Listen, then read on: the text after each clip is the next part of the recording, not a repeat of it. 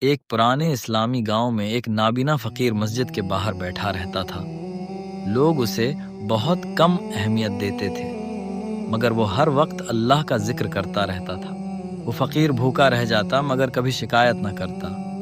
ہر آنے والے کو کہتا، اللہ کی رحمت کبھی ختم نہیں ہوتی۔ ایک دن ایک امیر تاجر وہاں سے گزرا۔ اس نے فقیر کو دیکھا اور مذاق میں کہا، اگر اللہ تم سے محبت کرتا تو تم فقیر اور اندھے نہ ہوتے۔ فقیر مسکرایا اور بولا، میرا دل اللہ کے ذکر سے روشن ہے، یہی میری سب سے بڑی دولت ہے۔ اسی رات گاؤں میں خوفناک طوفان آیا۔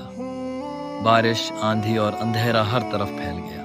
تاجر کا بڑا گھر گر گیا اور اس کا سارا مال تباہ ہو گیا۔ وہ خوفزدہ ہو کر سڑک پر آ گیا۔ طوفان کے دوران صرف مسجد محفوظ رہی۔ فقیر مسجد کے اندر بیٹھا دعا کر رہا تھا۔ تاجر مسجد میں داخل ہوا۔ اس کی آنکھوں میں آنسو تھے، اسے اپنی باتوں پر شرمندگی ہو رہی تھی۔ تاجر نے فقیر سے معافی مانگی اور کہا، اصل دولت ایمان اور سکون ہے، مال نہیں۔ فقیر نے کہا، جو شخص اللہ پر بھروسہ کرتا ہے وہ کبھی خالی نہیں رہتا۔ دنیا کی دولت ختم ہو سکتی ہے مگر ایمان کی روشنی ہمیشہ باقی رہتی ہے۔